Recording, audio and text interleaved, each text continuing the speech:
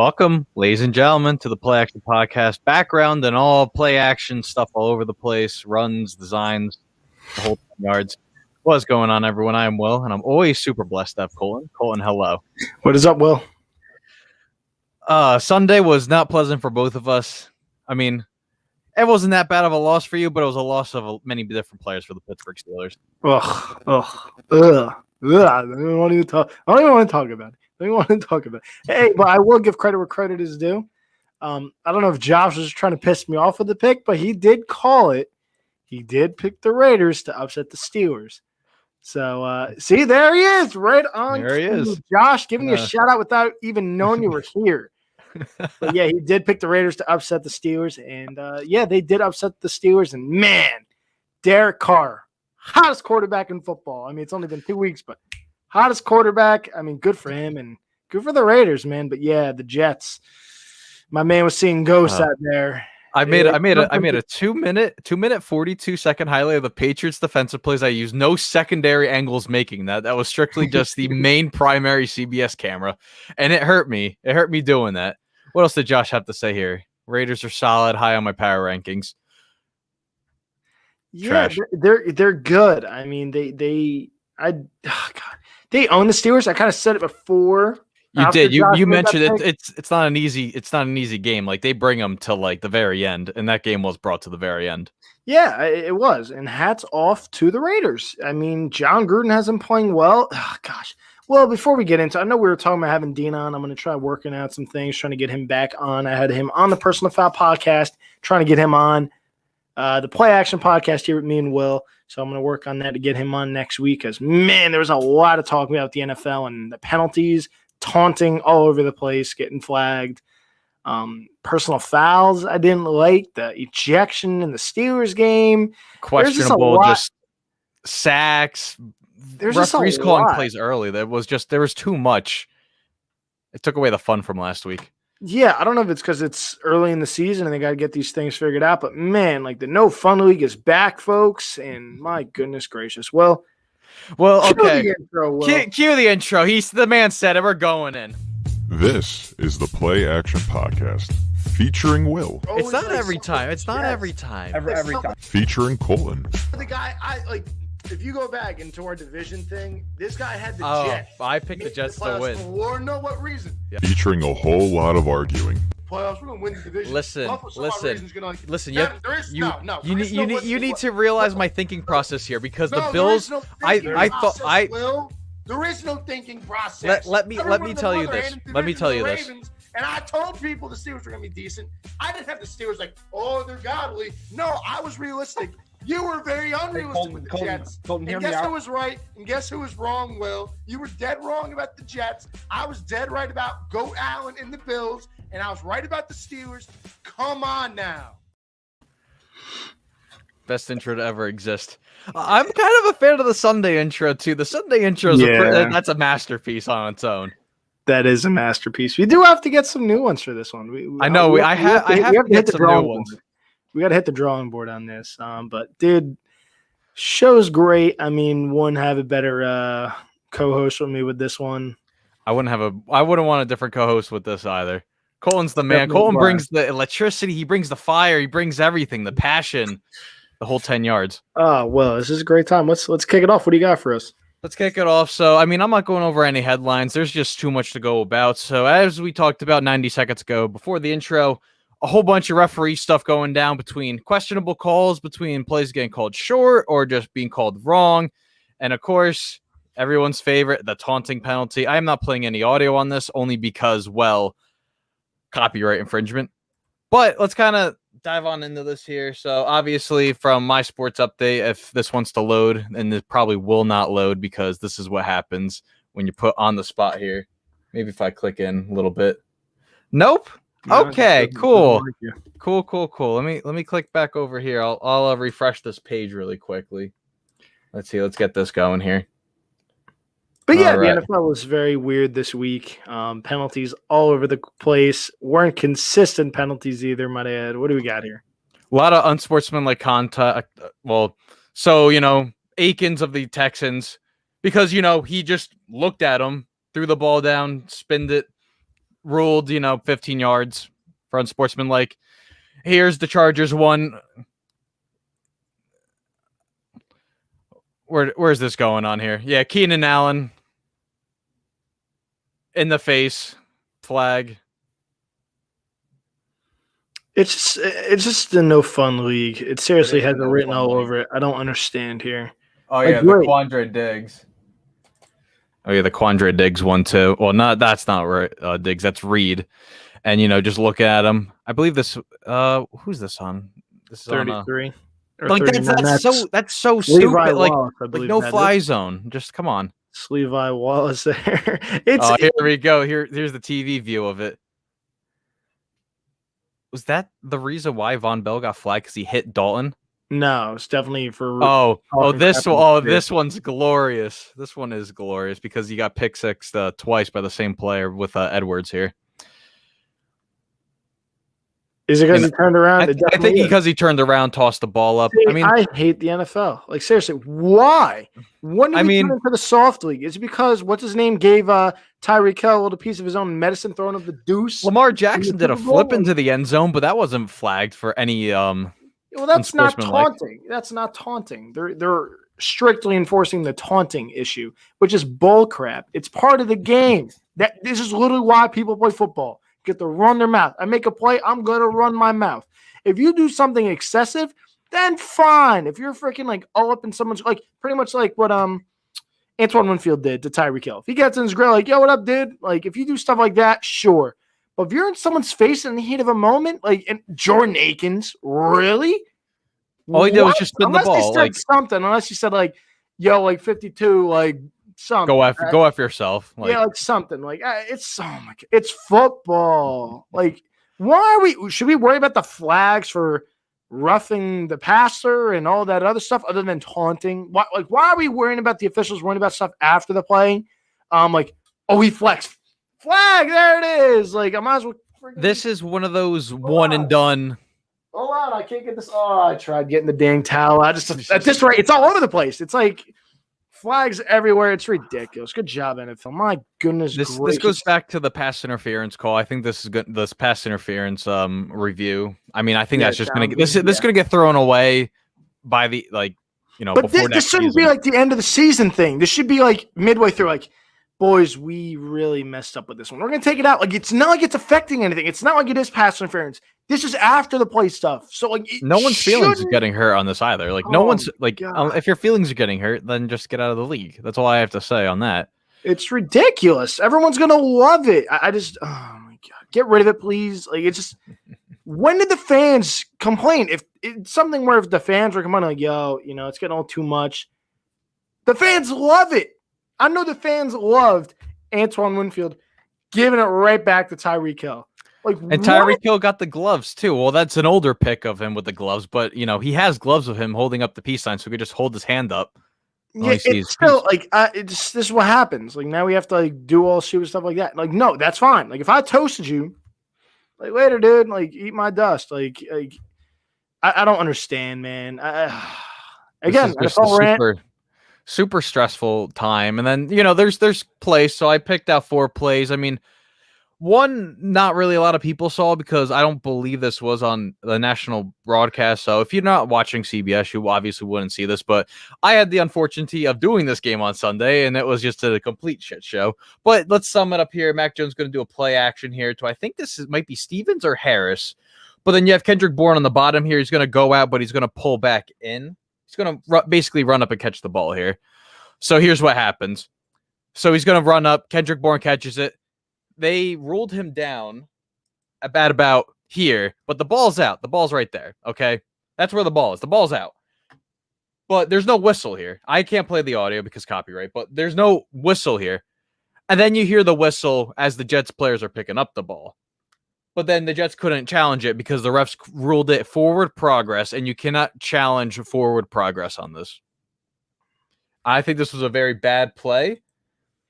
But I'm not gonna be like those Jets fans where it's like, oh, this could have switched the thing in the game. But there was no whistle of this, and you couldn't challenge it only because the refs called the forward progress was stopped. But the play wasn't really dead, and this is kind of like the Marshawn Lynch situation where Lynch is moving piles in like 2017, but they're ruling him down because, he's not moving as fast as the refs would like.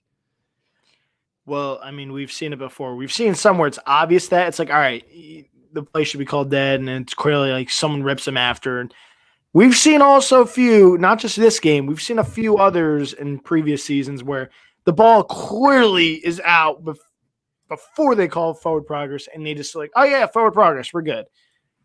I mean, you can't get it all right, and I get like it's not gonna be perfect, but my goodness gracious, please. I mean, another like if you should allow, like it should be like a kind of like a solid number. Like if there's 3 seconds where he's like not moving anywhere, then blow it dead. Like it should be a specific number, like kind of like a 1 Mississippi, 2 Mississippi. He's not moving. Call it it's dead. like the 7-8 second drill that they do in the NBA, having to get over half court. Yeah, like again, that's it's kind of different because I know it's a completely different sport. No, but like there should be like a time thing with that where it's like, all right, the pile's not moving. Give him 2 Mississippis. Like again, you're not gonna have the official 1 Mississippi 2, but like have like a time, kind of like a roundabout time. Like, hey guys, if it doesn't hit this moment, blow it dead. Like if they don't move, and if they move after, not my problem. Whistle was blown. But like something like that was bang bang, and it's a fumble. Like we've seen it before. It's inconsistency of the league. It really is. I don't understand stuff like that, and my goodness gracious, you can really talk about officiating every single week. So like we might have to somehow cue in a Dean Blandino every single week. Like Dean, come on here for 5 minutes, talk about officiating. Dean, thank you. That was your Dean Blandino moment, brought to you by hopefully DraftKings Sportsbook. But yeah, seriously, like, I don't. You could literally talk about officiating every week. It really is like abysmal. I don't quite understand it sometimes. Inconsistency is really why I get aggravated sometimes. And here's like another play too. So, a key second and goal opportunity. Chargers could go ahead if they, score a touchdown, obviously. But then the unfortunity of Herbert dropping back. A play action. He's going to roll back, but he's going to roll backwards because you have Parsons in his face. They rule him down by a sack, obviously. They don't rule it, intentional grounding. They ruled it just a sack. Yeah, I feel like I remember this play. I don't like that it's a sack because it's not. I mean, he has the pressure in his face. Okay, so sad. Yeah, like he had the pressure in his face. So like obviously, if the ball doesn't get back to the line of scrimmage, he has pressure in his face. So like that shouldn't be a flag, but they ruled it dead because of, again, forward progress. So they ruled the forward progress down, 17 yards behind the line of scrimmage. So it was like a 3rd and goal from the 24. I believe that's where they sacked him. Let's see. Well, yeah, about the 24. Well, yeah, the forward progress was basically done at the 24. He was basically trying to scramble backwards at this rate. The NFL is a weird play. Like, okay, he's still he clearly still has there's nothing there. There's no evidence there that he was sacked. This is a bad play. NFL's a weird place. Well, you can do it every week. I'm waiting for the NFL. I'm waiting for the NFL committing team to come out and just rule something on this. Like usually they come out and they say stuff about this the same night. You just haven't heard anything yet. They're not going to. Well, it was a bad week for the NFL. It was a bad week, and let's get into an even badder play. That's not even a word, but let's get into a much worse play with the Julio Jones catch in the back of the end zone here, where Julio Jones, you don't even need to talk about what Julio Jones is. You just have to talk about what he does. And he can catch touchdowns. And they ruled it incomplete because his back foot stepped out of bounds. Let's pause this at the right angle here. Here's the angle we want. 1, 2. Can I zoom in on this? Is that a thing? Can I zoom in? Nope, I can't. But there's green in between his shoe. There's green. This is a touchdown. The refs royally tried to screw the Titans not once, but twice this game. This is an incredibly bad call. And if you have Julio Jones, I know people were frustrated with this play. Especially Julio Jones fantasy owners. This is a very bad play. This is a very bad call. And this was ruled incomplete. All because he needs the foot to have the entire foot in bounds. They talked about it was just a ridiculous thing. What then? Why is every other catch where you're not getting? Antonio Holmes didn't need both feet, full feet down. He had 2 toes. Not even just that. It's everything else. I don't know, man. NFL's a weird place, dude. This is a very weird place. Seriously, we can literally do this every week. Will, it's a bad place. And they called it a touchdown. How do you like? They called it a touchdown, then they took it back. They overturned that call. That's. I mean, a play like that. Well, let me get back onto here. But a play like that, you're gonna have to rule it a touchdown because it can always be reviewed. Something like that can always be reviewed. But I don't think there was clear enough evidence that it was out of bounds. His heel was out of bounds at all. I don't disagree, Will. I don't disagree. And let's talk about the last one here, the great Russell Wilson play. So Russell Wilson, obviously, in the end zone. Oh yeah. This is terrible. You knew they weren't going to end it on a safety. Well, I mean, again, I don't know why you're surprised by this. You work for the NFL now. I do work for the NFL. I know you. The words have to be very specific. I don't know if I'm allowed to even voice my opinion like this, but this is just complete bullshit on this. It's just complete bullshit. Well, I guess I'm filling in for your job for now, Andrew. So you can send that laptop this way. But yeah, I mean, when we were watching it live, I said to the guys, because we were at the bar actually, and I'm like, there's no way they were going to end this game on a safety. Like, they just weren't going to do it. So I don't know why. Why we're surprised. I mean, could have told you they weren't going to end it on safety. It's the NFL, dude. I could tell you I'd be losing my mind if I was involved in that game. So thankfully I was not. I can't be involved in these games. So thankfully my mind is safe for another day. And I mean, that's basically it for, questionable refs and stuff like that. But let's talk about some new stuff here. Let's see. Had to make a folder really quick. But the injuries this week, Steelers dealt with a lot of injuries. Basically around the NFL, every 5 minutes my phone was lighting up with someone heading to the locker room. And, obviously quarterbacks, Big Ben got hit a lot on Sunday. Derek Carr got hit a lot on Sunday. Andy Dalton, Baker Mayfield went to the locker room. You also had, Carson Wentz go out with 2 sprained ankles, which is very surprising, but Aaron Donald did the thing with that there. Tua Tagovailoa is out Sunday against the Raiders due to a broken rib. So Jacoby Brissett gets his first career start for the Miami Dolphins. Well, first start in a Miami Dolphins uniform. Shouldn't say first career start. What are your thoughts on just like the injuries? I mean, a TJ Watt groin injury. I think Joe Hayden was also out. Tyson Alualu broken ankle. He's done for the year. But they're bringing in Taco Charlton. I'm thinking that deal's all but finalized. Yeah, he's on the practice squad now. Yeah, a lot of injuries all over the place. Quarterbacks were clearly the main topic of discussion. Ben now has a pec injury, questionable for week 3 versus the Bengals. Tua's injury, ribs again for him. Wentz, injuries all over the place. It's not good for the NFL having all these injuries, but it happens. We'll see what happens. Thankfully, none of them are major injuries. Tua sounds like it's kind of just dealing with the pain kind of deal, it looks like, with Tua. It stinks. Injuries happen, I don't really know what to say. It just happens. This is a discussion every week. Main topic clearly is the quarterbacks. Thankfully, none of them are like ACLs or anything crazy. Exactly. But hopefully these guys come back sooner rather than later. So we'll see what happens. And since there's going to be more injury discussion probably talking about next week, that's going to be a discussion for then. But let's talk about a little fun game here. Contenders and pretenders. There are 7 undefeated teams left in the NFL, 2 in the AFC and 5 in the NFC. And Colin, who are you seeing as a true contender of the 7 remaining teams? So let's go off. Let me do this off the dome really quick. So we got Tampa Bay, we got the Rams, we got the Panthers, we got that team that does the thing. Well, we got the Broncos, we got the Raiders. I'm drawing a blank on 2 different teams. The 49ers and the Arizona Cardinals.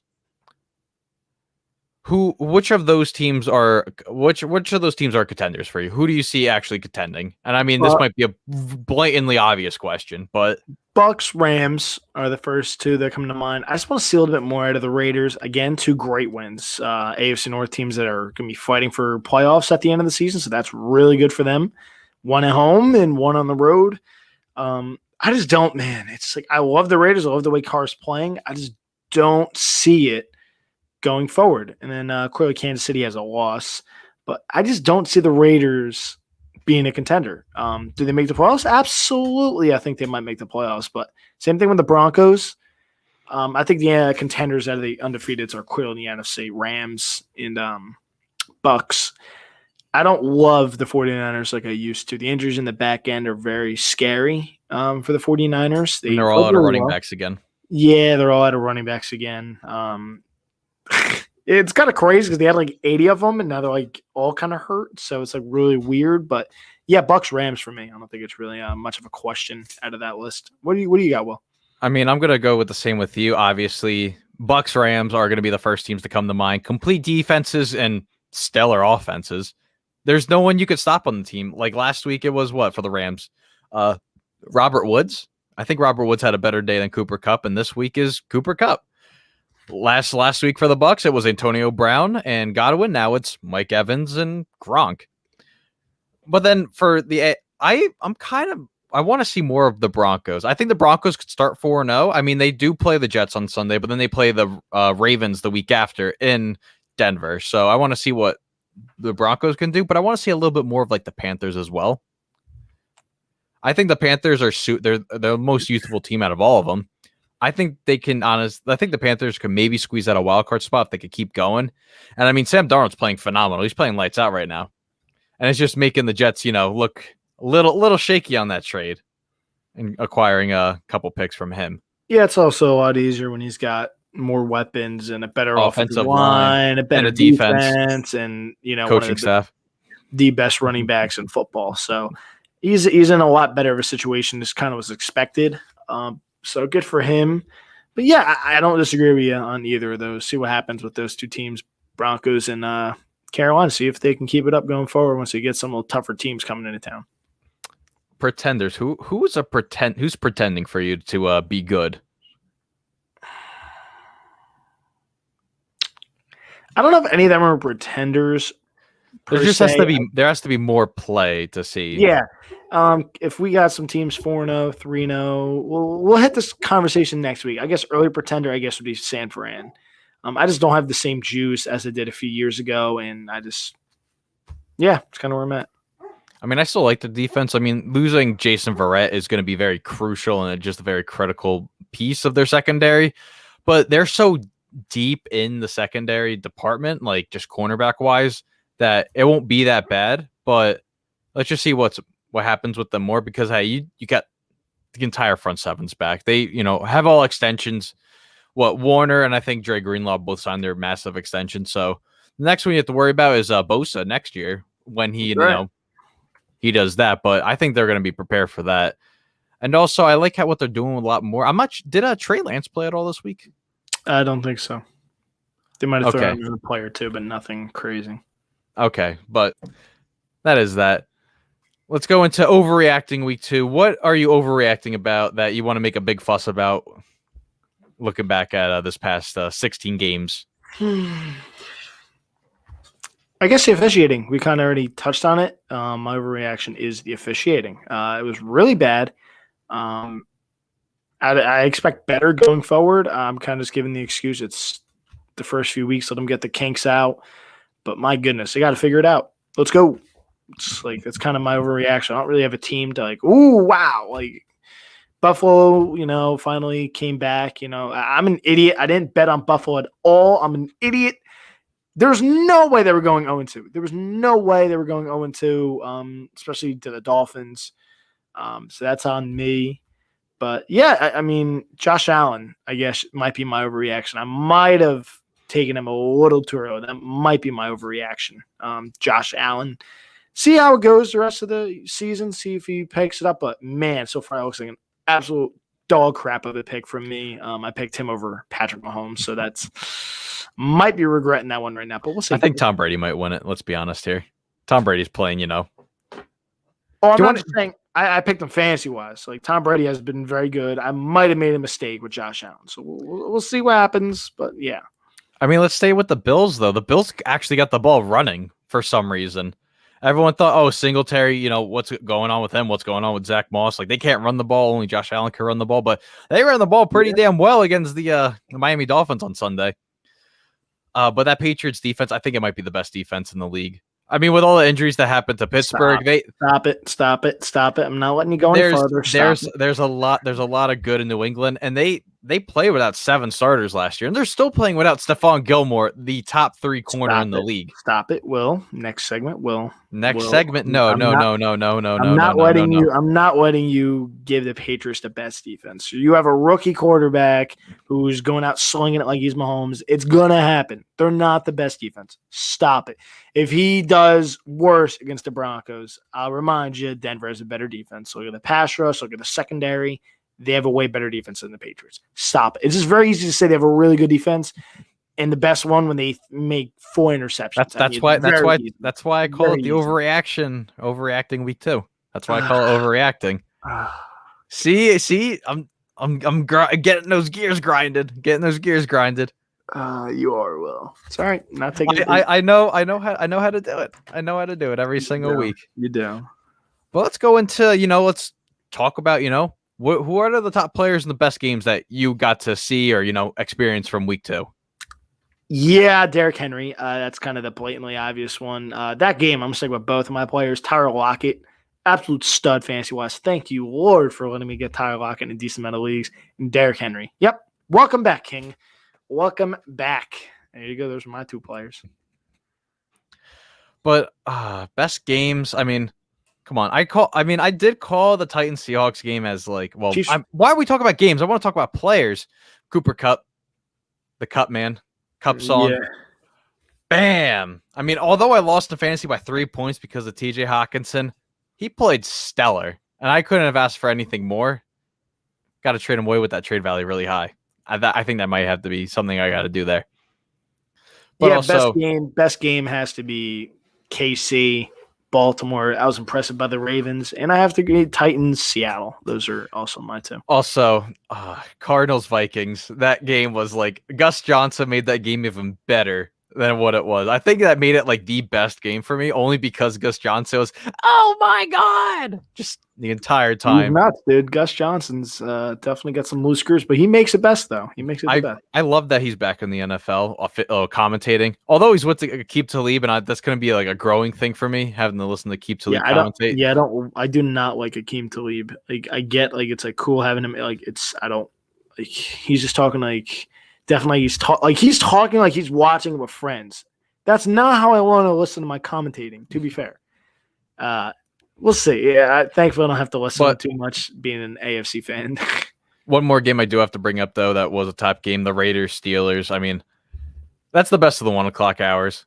I can't really say Buffalo-Miami because I don't know what even happened in Miami. I knew Tua was hurt, and that was basically the gist of the highlights I got from that game. But I have to give the hats off to the Raiders. I mean, maybe they won't be 6-6 and trying to fight for a playoff spot and get eliminated week 16 like they always do every year.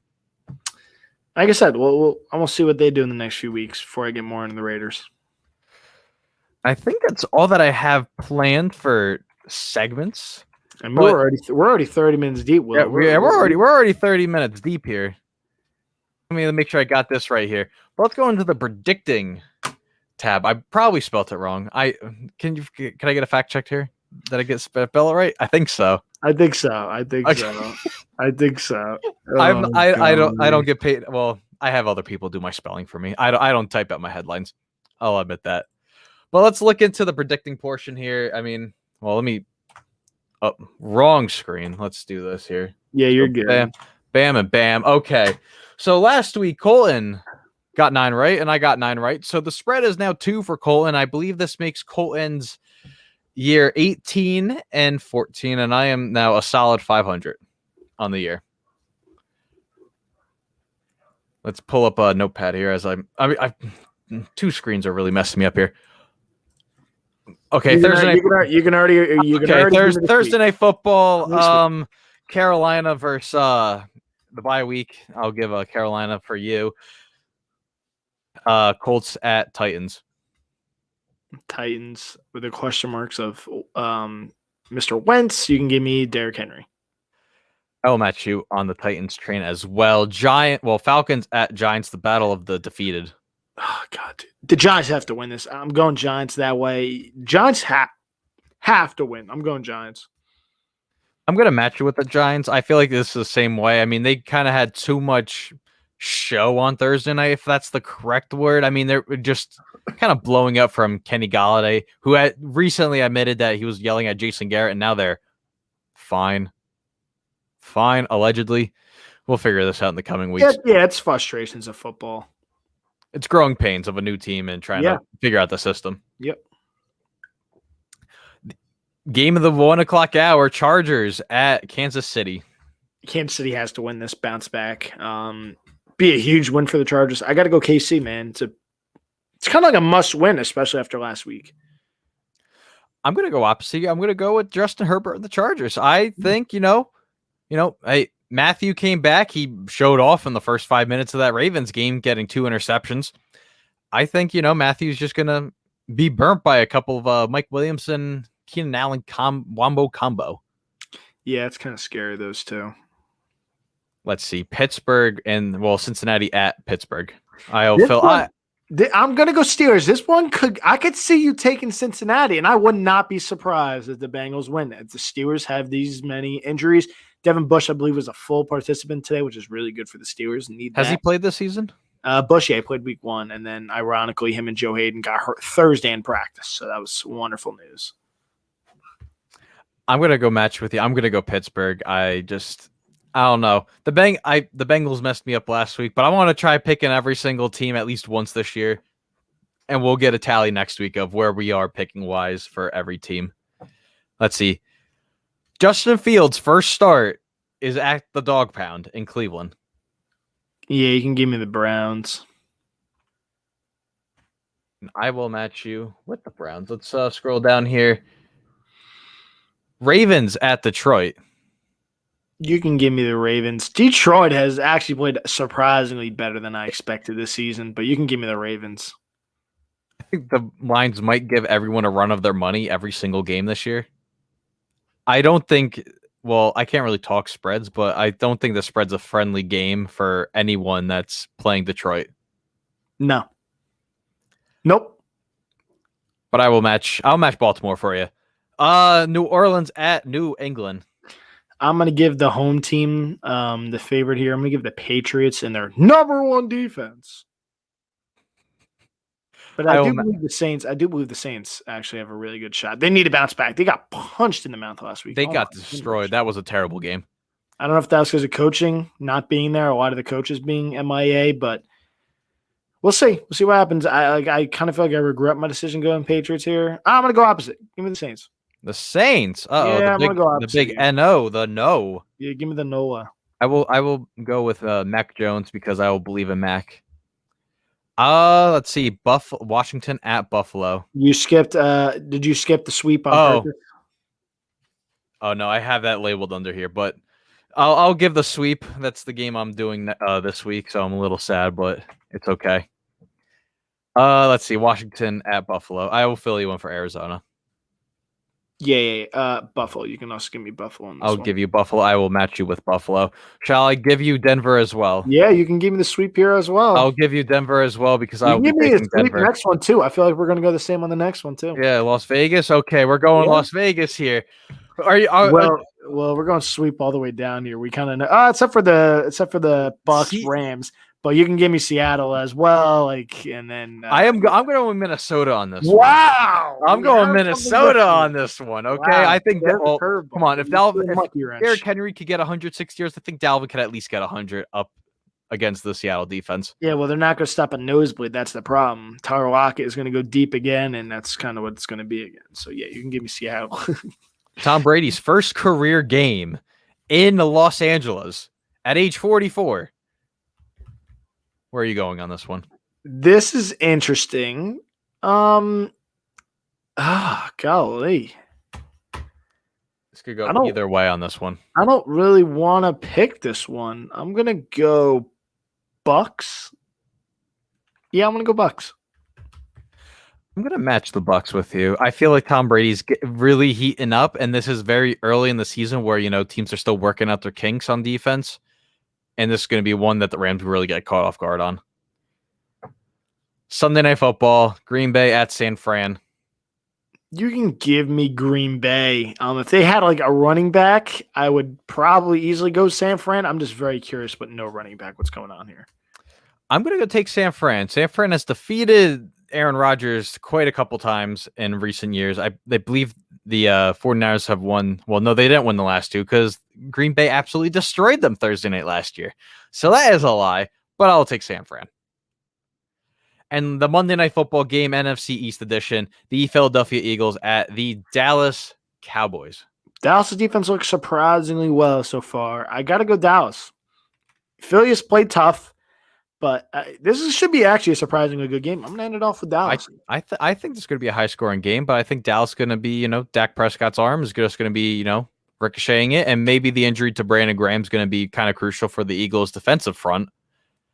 And maybe Zeke will maybe. Let's see what he could do for once, so I don't look like a stupid idiot picking him this week. And that, ladies and gentlemen, rounds out our show.